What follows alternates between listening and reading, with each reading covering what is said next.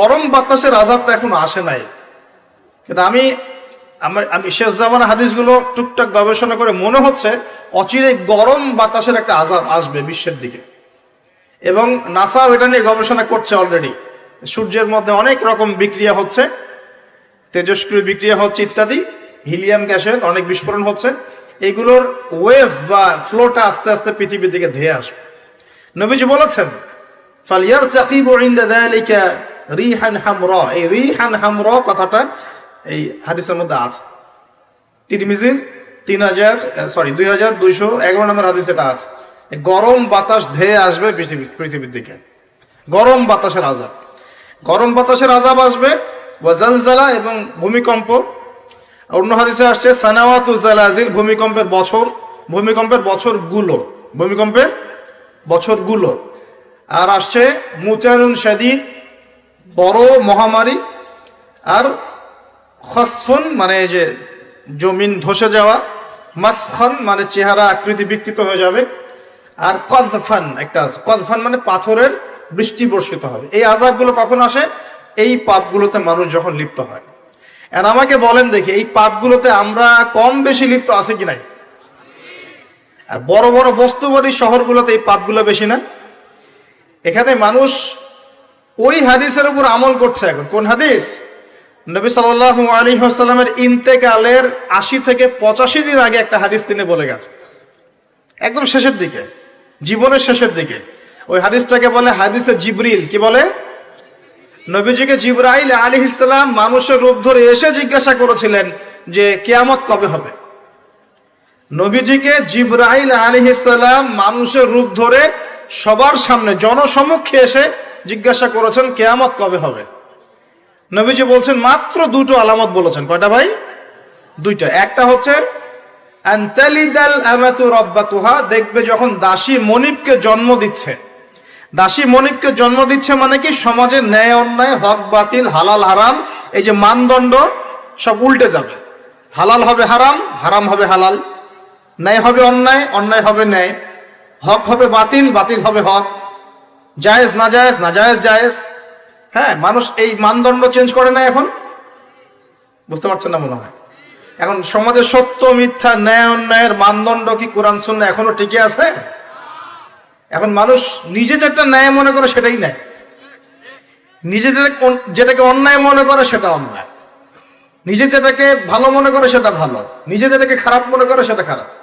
আল্লাহ যেটাকে হালাল করে দিয়েছেন মানুষ হারাম করে নিচ্ছে, আল্লাহ হারাম করে দিয়েছেন মানুষকে হালাল করে নিচ্ছে। হচ্ছে কিনা এগুলা? তো এই যুগ চলে আসে নাই যে দাসী মনিবকে জন্ম দিচ্ছে না?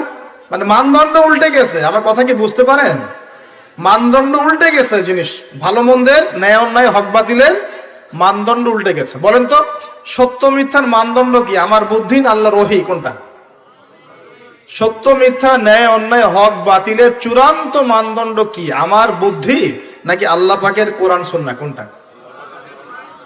কিন্তু সমাজে কি সেটাই বাস্তবায়িত আছে 100%? 50%ও কি আছে? তো এই সমস্যাটা কি চলছে কিনা? তার মানে কিয়ামতের এই বড় আলামতটা আমরা দেখছি কিনা? দেখছি। গেল দুই নাম্বারটা নবী বলছেন আনতারাল হুফাতাল উরাতাল আলাতা রিয়া আশাই ইয়াতাতাওয়ালুনা ফিল বুনিয়ান। নবীজি বলছেন যখন দেখা যাবে সমাজের সবচেয়ে দরিদ্র শ্রেণীর মানুষ, স্যান্ডেল কেনার টাকা ছিল না, কাপড় পরার টাকা ছিল না, এই শ্রেণীর মানুষ, রাখাল মানে গরু ছাগল চড়াতো, এই শ্রেণীর মানুষ উঁচু উঁচু অট্টালিকা নির্মাণের প্রতিযোগিতা করবে। ভালো করে বোঝেন, নবীজি বলছেন না ধনীরা, সমাজের ধনীরা অট্টালিকা নির্মাণের প্রতিযোগিতা করবে। নবীজি এই কথা বলছেন না হাদিসে।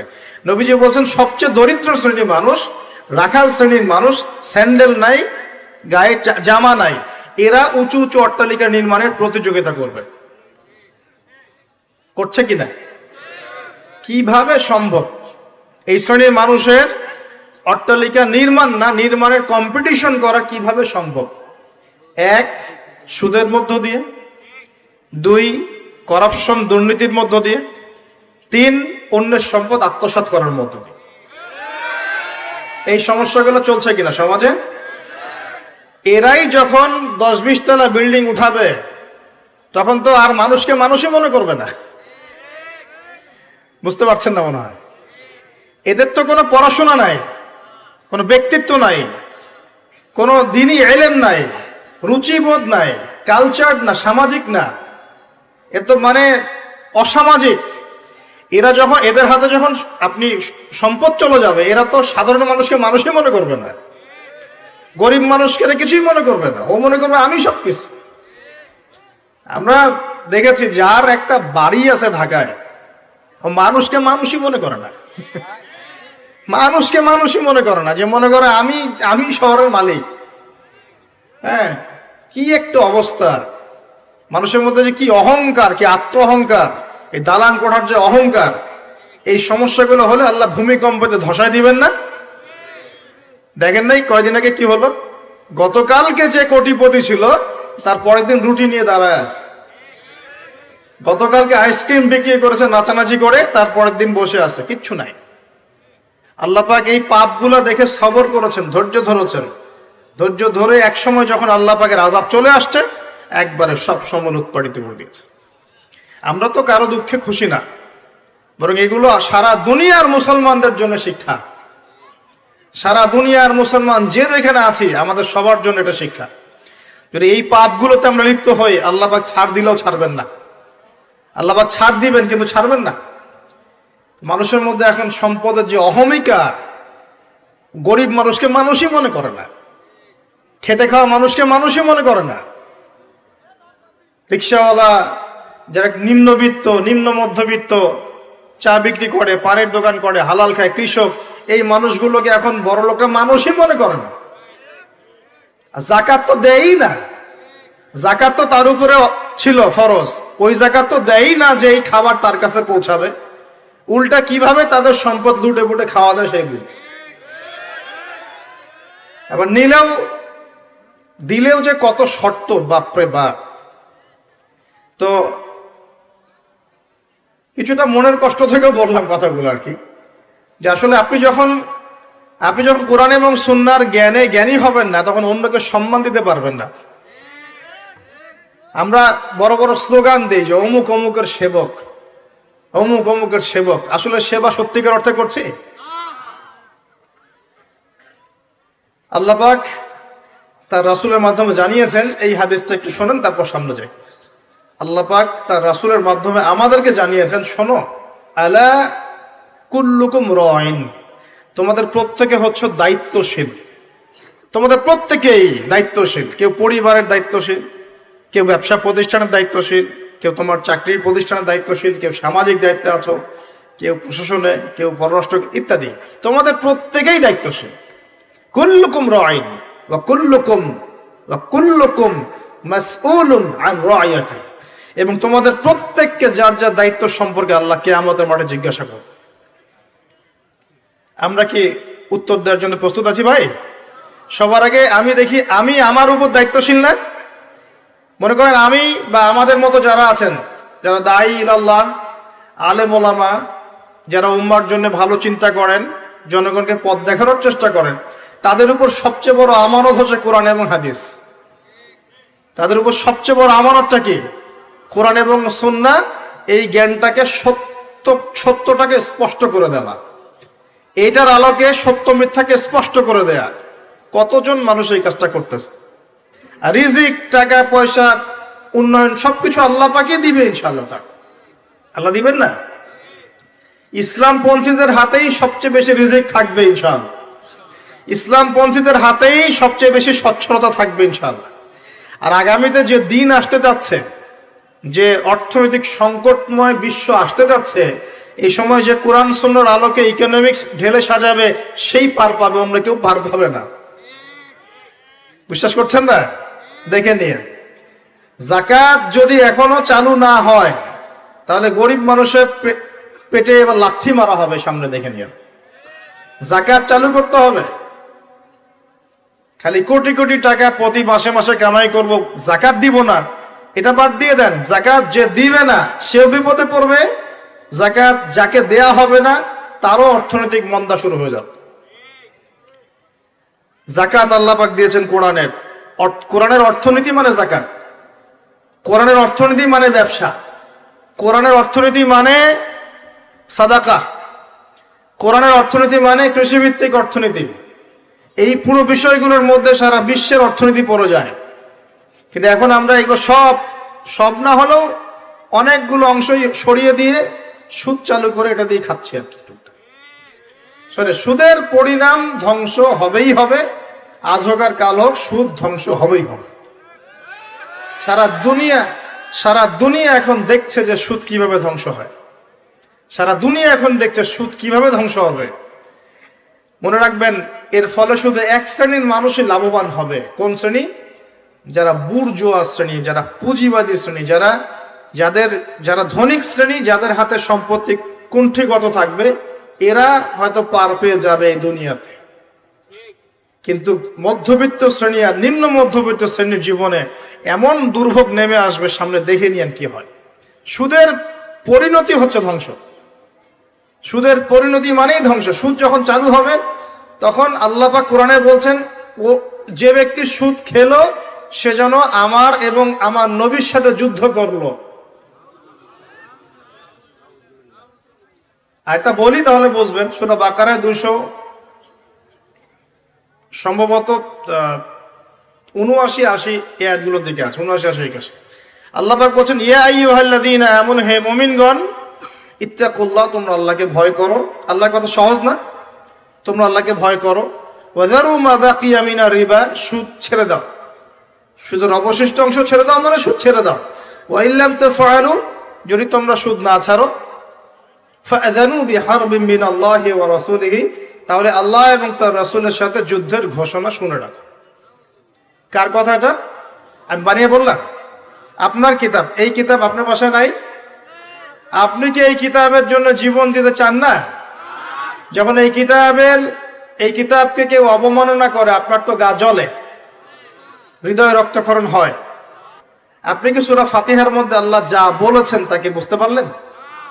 এই যে আয়াত একটা তেলাওয়াত করলাম, আপনি পড়তে পারলেন, ইয়া আইয়ুহাল্লাযীনা আমানু তাকুল্লাহা ওয়া যারু মা বাকিয়া মিনার রিবা ইন কুনতুম মুমিনিন ওয়া ইল্লাম তাফআলু ফাআযানু বিহারবিন মিনাল্লাহি ওয়া রাসূলিহি। আপনি কি কিছু বুঝলেন? তিলাওয়াত তো করলেন, প্রত্যেক হরফে 10 নেকি হলো, আপনার আমলনামায় প্রত্যেক হরফে 10 নেকি হলো, ঠিক আছে, বুঝলাম, মানলাম। কিন্তু এই আয়াত যে আপনি বুঝতে পারলেন না। কিন্তু এখন আমি যদি বলে দেই আয়াতের অর্থটা এমন, হে মুমিনগণ, আল্লাহকে ভয় করো, সুদ ছেড়ে দাও, যদি না ছাড়ো আল্লাহ এবং তার রাসূলের সাথে যুদ্ধের ঘোষণা শুনে রাখো। এবার কি কিছু বুঝতে পারলেন? বুঝতে পারেন নাই? তাহলে অর্থের দরকার নাই ভাই। আর কত সহজ করে বলবো বলেন তো ভাই, আর কত সহজ করে বোঝা। তা আমি যে এখন মুসলিম পরিবারে জন্ম নিয়েও যে আমি কোরআন তেলাওয়াত করতে পারছি না, অর্থটা পড়ে দেখছি না, নবীর হাদিসগুলো পড়ছি না, কোরআন রেগুলার একটু তেলাওয়াত করি না, কোরআনের একটু দাওয়াত মানুষকে দেই না, কোরআনের কাজে সাহায্য করছি না, এগুলো কি আমার অপরাধ হচ্ছে না? কে বড় অপরাধী তাহলে, তারা না আমরা? বলেন এবার। এখন কি দ্বিতীয় ওয়াদাটা করতে পারি? প্রথম ওয়াদা করেছেন দরুদ পড়বেন সকালে সন্ধ্যায় 10 বার করে, মনে আছে তো নাকি ভুলে গেছেন? আমাদের মেমোরি তো এখন মাছের মতো, অ্যাকুরিয়ামের মাছ আছে না, ওই মাছের মেমোরি ওখানে ঘোরে কেন সারাদিন জানেন? কারণ ওর memory short time memory loss, মানে ওর মেমোরি এত নিচু স্কেলের, ও মনে করে যে এটা হচ্ছে অনেক বড় সমুদ্র, ও কোথায় গেল ভুলে গেল, এই যেখান থেকে এই পর্যন্ত গিয়েছে ও ভুলে গেছে কোত্থেকে কোথায় আসছে, মেমোরি লস। আমাদের কেন জানি আমাদের জাতিটা এরকম হয়ে গেছে, আল্লাহ মাফ করো। একটা ইস্যু আসে, ওইটা নিয়ে একদম মাতামাতি লাফালাফি, চলে গেলে ওইটা ভুলে যাবে, নতুন ইস্যু। এমনটা হয় না? আচ্ছা, তো আপনারা ওই রকম হয়েন না অন্তত পক্ষে, আল্লাহ পাক তৌফিক দান করুন। তো প্রথমে ওয়াদা করেছেন কি 10 বার করে দরুদ, মনে আছে তো? আচ্ছা, এবার দ্বিতীয় ওয়াদা করেন যে কোরআন যারা তেলাওয়াত করতে জানেন না, আমি অর্থের কথা বলছি না এখন, জাস্ট তেলাওয়াতের কথা বলছি, যারা কোরআন তেলাওয়াত করতে জানেন না, এই যে রমজান মাস সামনে আসছে, এই পুরো রমজান সময় দিলাম বিশুদ্ধ করে কোরআন তেলাওয়াত শিখতে হবে। রাজি আছেন ইনশাআল্লাহ? রাজি আছেন ইনশাআল্লাহ? ওয়াদা করছেন তো? নিয়াত এত দুর্বল কেন? নিয়াত এত দুর্বল কেন? কোরআন তেলাওয়াত শিখতে কি কষ্ট হবে খুব? এটা তেলাওয়াত শেখাটা কি অযথা হবে না কাজে দিবে? কোরআন যে তেলাওয়াত করতে জানে না, কোরআন কি তার পক্ষে সাক্ষী দিবে না বিপক্ষে সাক্ষী দিবে? আর কোরআন যার বিপক্ষে সাক্ষী দিবে সে কি জান্নাতে যাবে? কি মনে হয়, জান্নাতে যাবে?